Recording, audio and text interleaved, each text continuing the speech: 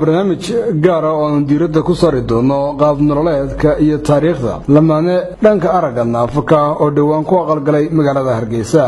waa Cabdifataax Maxamed Yuusuf iyo marwadiisa Hooda Maxamed Liibaan oo dhawaan ku aqalgalay Hotel Imperial ee caasimadda Soomaaliland ee Hargeysa ku yaala. lamaanahan dhawaan aqalgalay oo aan ku booqday aqalkooda ayaan ku eegi doonaa qaabka ay u shaqaystaan iyo waliba dabcan halkii ay iska heleen ka hor intii aanay isguursan.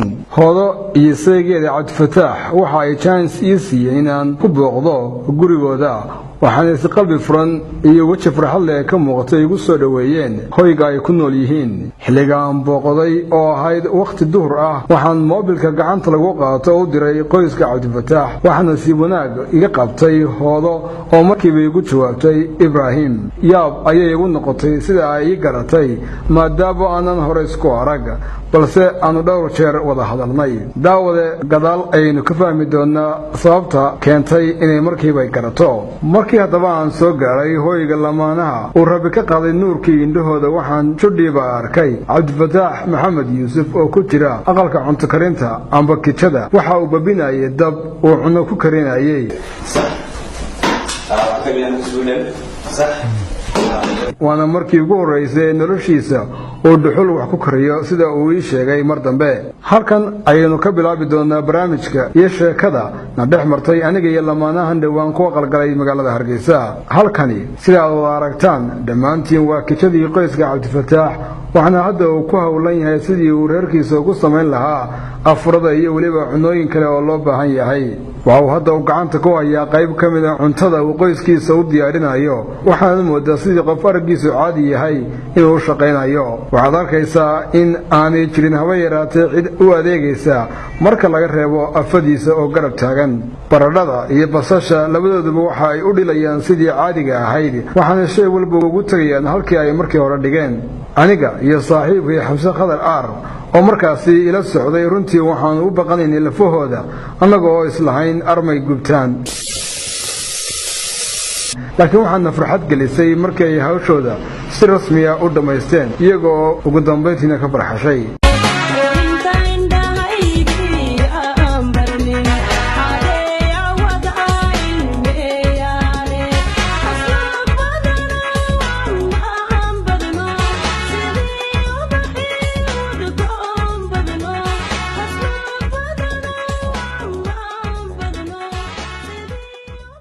Hooda Maxamed Liibaan waa afo aad ugu hanweyn nolosha ay la wadaagi doonto saygeeda Cabdifataax Maxamed Yuusuf, halka Cabdifataaxna sidoo kale uu qabo arrintaasi la mid ah. Cabdifataax waxa uu hadda ka hor ahaa nin indhaqaba isla markaana wax kasta arkaya, balse wuxuu ii sheegay inuu buuraha gobolada bariga mid ka mid ah uu ku indhabeelay xilli uu ku jiray macdan qodis, waxaana uu markaasi uu nuurkiisa waayay ay taariikhdu ahayd 2000.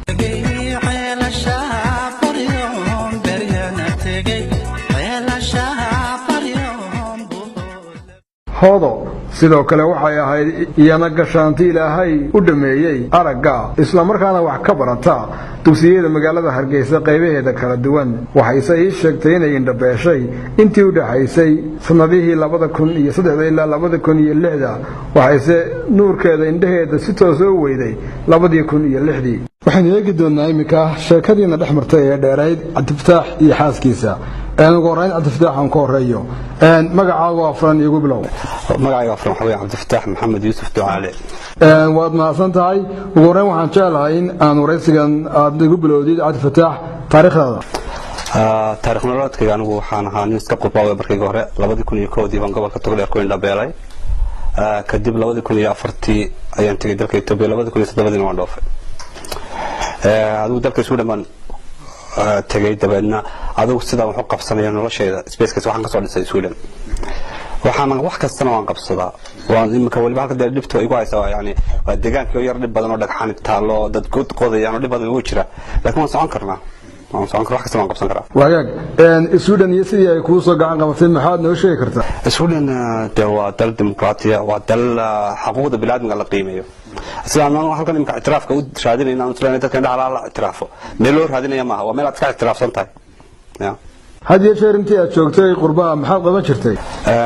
koog waan ku shaqeeyay, dhagxanta macdanta bariga hore ka shaqayn jiray intaan indhaha qabay halkan waan iskuulkayga ka sii wataa sidii anuga mina dhalin lahaa wixii aan bartay markii hore oo ahaa geologiska halkan waan ka sii wataa anoo indhaha imkaba markii aad joogtay gobolka Togdheer ee aad indha qabtay sidee ay wax ku soo gaadheen anigu professionkayga wuxuu ahaa geologist marka anoo gobolada bariga ergaabo dhagxan ka qodayna ayaa radiation radioactive dhulka naga soo baxay dabadna saasaan ku indha beelay marka ma kaliya ayaad ahayd mise cid baa kula socotay laba nin baan ahay ninkii kalena paralysis buu noqday عاد فتح bulshada aad kooxda tihiin ma la oran karaa halkan baa joogaan deegaanka ayaan u saamaxaynin inay wax bartaan ama bulshada dhamaan waa soo keenay يعني imika halkan yani adigu yar dhib badan tahay situation way environment-ga abada ku xukumaya laakiin anu marka xaga imika mataan suulaan oo kala joogo yani qof indha qaba baan ugu soo haystaa waxba ka maqneen waan gartay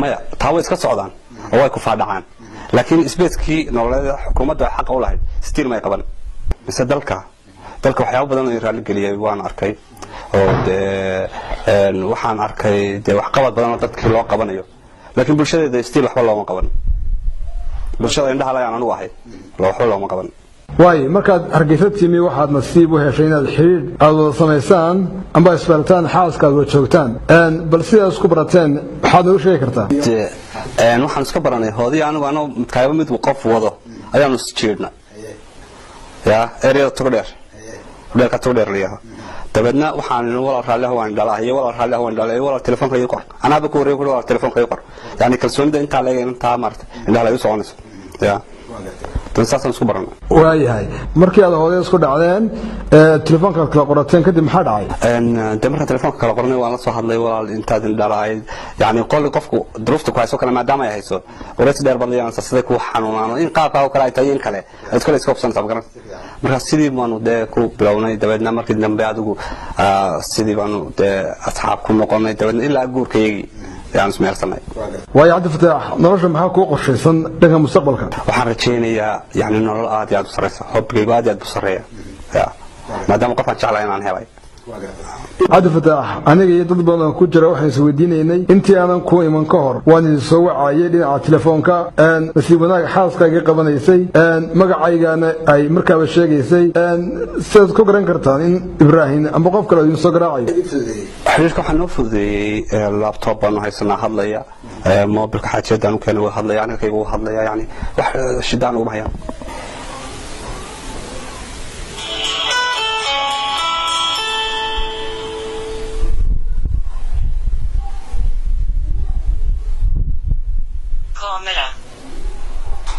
Kamera. Knapp. Kamera. Knapp 2.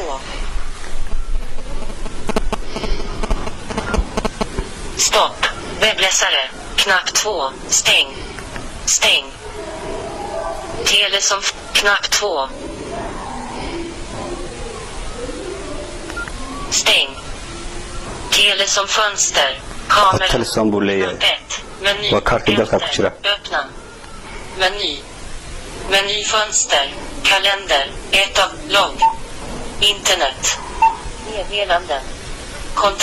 Kontakter var halka buuga liisku igu jiro interbansiina ya kontakter fönster Abu Maane 33 text Abdi Fatah Abdi Rihi Amina K okej hade han sina Bulsha TV Bätti Bulls TV Malasa Bulsha TV marba qofkan doonaya yaman ka qaadanaya avsluta menyfönster message-ki waan qori karaa wax dhibaatooyin ku haya jirtaan وهي دولة كازوها عبد الفتاح مركز لك هذا أنا لاحظه هذا سيدا وشجعي عبد الفتاح هذا تاريخ هذا كوبان محد وشجع هاي والله هرت أنا مركز هراء أرتاد بناها أنا عند قبة 2003 أيام عند بيالي وحاليا لو حقرح إذا قد عدم بوح سبب قدر ألمه يعني متشرته أذوق إلا 2006 كده إفبسوا هاي لكن مركز عند بيالي كدب إلا 2007 كمركز أيابان إسكول تذكر أرجع كنا فدي إليه عنقلا aduu kii wax waan ka bartay farta soo loo akhriyo waan ka bartay sida loo qorano waan ka bartay kadib muxuu ahaay wax waliba horumar bay leeyihiin marka arkaynaana wax natiijo kale oo muxuu ahaay daanta kasii gudbaan jirin waan ka baxay anigu